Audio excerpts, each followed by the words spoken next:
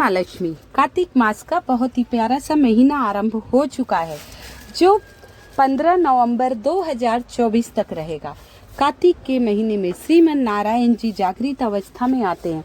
माता महालक्ष्मी को प्रसन्न करने के कई उपाय किए जाते हैं। तो आइए, कार्तिक मास में व्रत करने का भी विधान है। कार्तिक मास में लोग कहते हैं दाल नहीं खानी चाहिए। दान का भी कैसी विधि है सारा बताऊंगी। स्नान मुझे कार्तिक मास में सभी को, मुझे ही नहीं सभी को ब्रह्म मुहूर्त में कर लेना चाहिए। ब्रह्म मुहूर्त यानी 5 बजे, सुबह 5 बजे तक स्नान कर लीजिए। अगर आप सुबह 5 बजे तक स्नान नहीं कर पाते हैं तो ज़्यादा से ज़्यादा आप 5:15 कर लीजिए। और किस प्रकार करना है कार्तिक महीने के स्नान का, तो कहते हैं कि पवित्र नदियों में करें ब्रह्म मुहूर्त में, लेकिन पवित्र नदियाँ कहाँ मिले, लोगों के पास टाइम नहीं, लोग महानगरों में रह रहे। तो क्या करना है, हमारे सनातन धर्म में सबके घरों में, हमारे सनातन धर्म में सबके घरों में गंगा जल अवश्य मिल जाएगा। गंगा जल मिल जाए तो 2-4 बूंदे जल में डालकर ब्रह्म मुहूर्त में स्नान कीजिए। लेकिन पहले घर में झाड़ू लगा लीजिए। झाड़ू लगाने के बाद स्नान करना। और आप घर में छिड़काव कैसे करें, आप गंगा जल डाल के स्नान करिए। हरे हरे गंगे कहते हुए आप स्नान कर लीजिए। ये सभी के ऊपर लागू होता है। बहुत लोग कहते हैं मासिक धर्म में कर सकते हैं कि नहीं, तो मासिक धर्म में मत गंगा जल डालिए। धर्म में गंगा जल नहीं, वैसे ही स्नान कर लीजिए फिर। और घर पे सुबह जैसे हमें पितरों के निमित्त या देव वृक्षों में दीपदान अवश्य करना चाहिए। दीपदान का बहुत ही विशेष महत्व है। तो किस प्रकार दीपदान करना है, इसके बारे में मैं इस वीडियो में बताऊंगी। क्या महत्व है कार्तिक महीने का, ये भी बताऊंगी। 12 महीने होते हैं। 12 महीने में कुछ महीने बहुत विशेष माने गए हैं। जेठ महीना, कार्तिक का, अश्वनी मास और चैत का, ये 4 महीने बहुत ही विशेष माने गए हैं।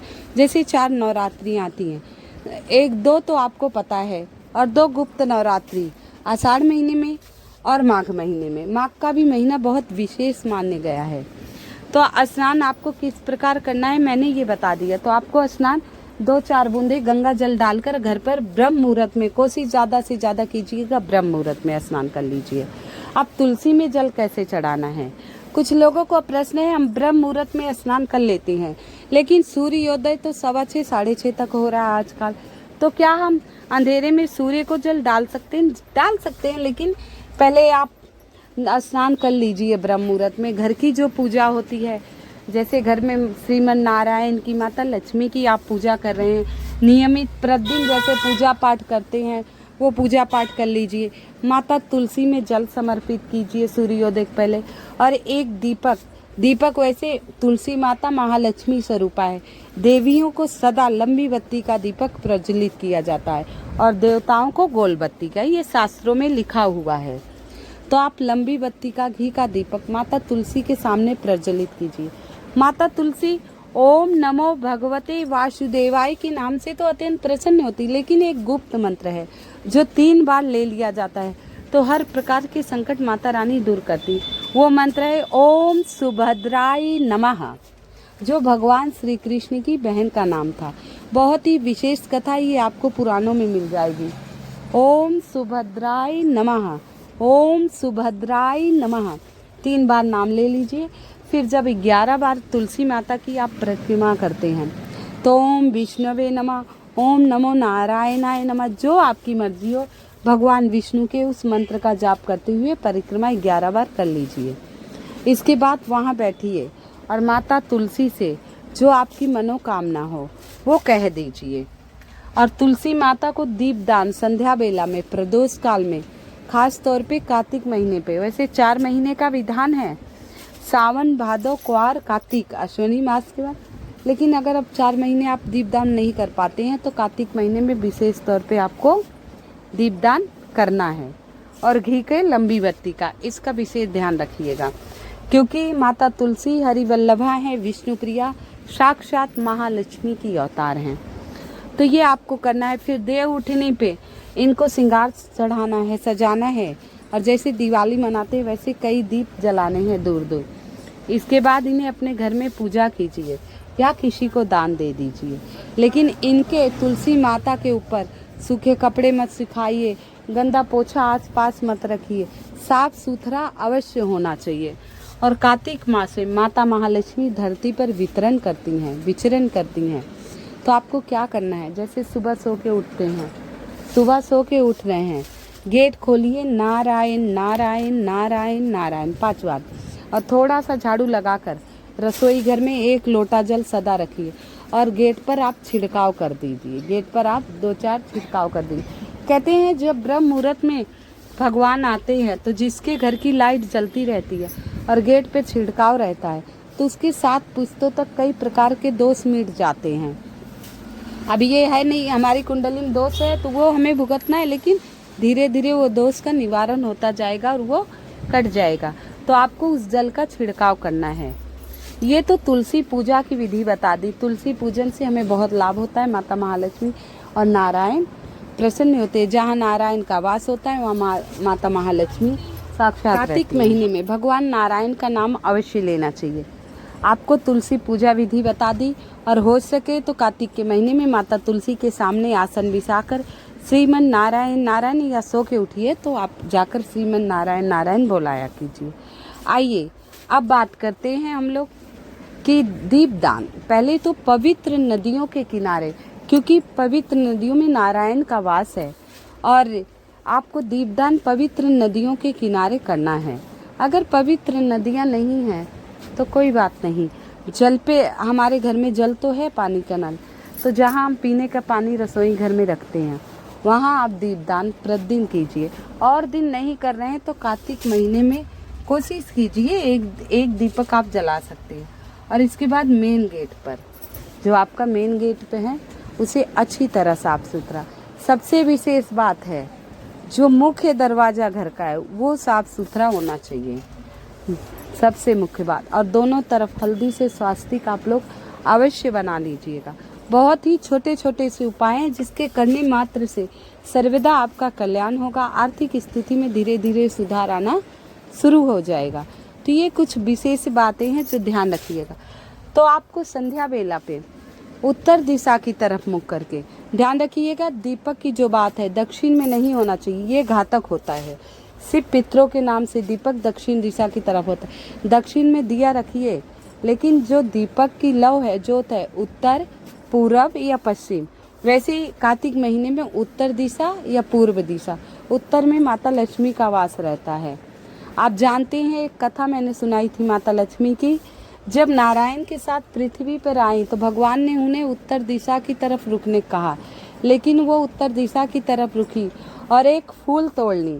तो नारायण ने कहा, हे लक्ष्मी, तुमने चोरी का अपराध लग गया, और जिसका तुमने फूल तोड़ा है उस ब्राह्मण के घर तुम्हें नौकर बनकर रहना पड़ेगा। भगवान विष्णु की आज्ञा मानकर माता एक कन्या का रूप लेके गरीबी और उस ब्राह्मण के घर रहने लगी और झाड़ू पोछा सब करने लगी। जब उनका दिन धरती पे पूरा हुआ, उस ब्राह्मण से बोली, अब मैं तेरा घर भंडार भर देती हूँ, मैं अपने घर जा रही हूँ।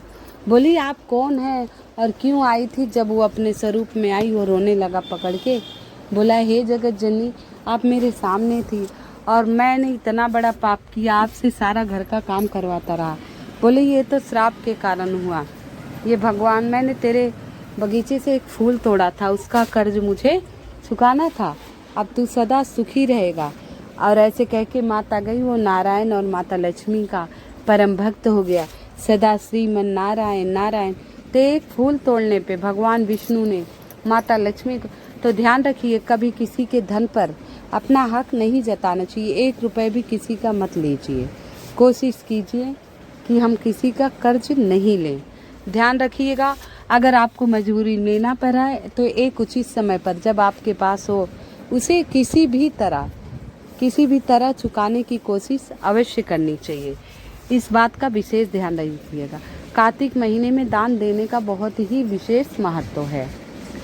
तो आपको दान देने का महत्व, दीपक मैंने बता दिया, नदी के किनारे नहीं तो रसोई घर में अपने जला सकते हैं। स्वच्छ साफ सुथरा होना चाहिए।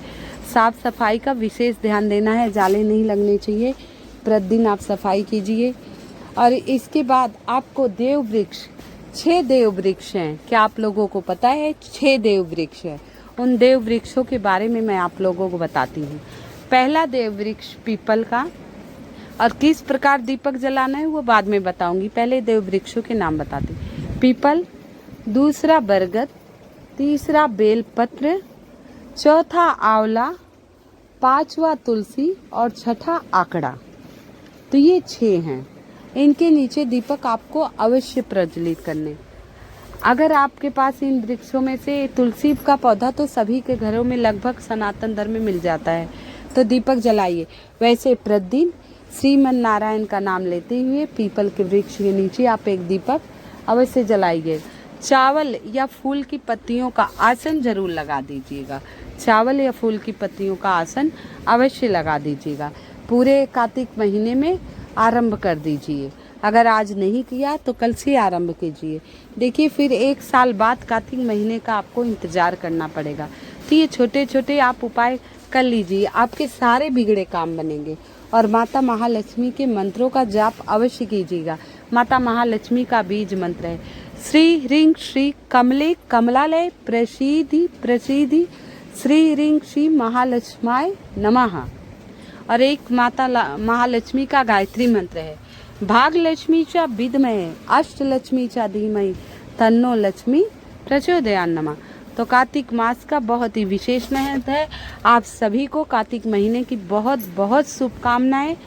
सबका कल्याण करें माता महालक्ष्मी। कृपया मेरी वीडियो को लाइक एवं सब्सक्राइब अवश्य कर दीजिएगा। कमेंट में जय माँ लक्ष्मी अवश्य लिख दीजिएगा। कमेंट में जय माँ लक्ष्मी अवश्य लिख दीजिएगा। तो छोटे छोटे उपाय मैं प्रतिदिन बताऊंगी। इससे पहले रोज 2 कपूर और 2 लौंग से माता महालक्ष्मी की आरती घर में अवश्य किया कीजिए। कपूर जलाने मात्र से कई प्रकार के रोग घरों से नष्ट हो जाते हैं। और क्योंकि कल शनिवार का दिन है तो रात्रि में 2 कपूर और 4 काली मिर्च अपने कमरे के कोने में अवश्य जला दिया कीजिएगा। जय माँ लक्ष्मी।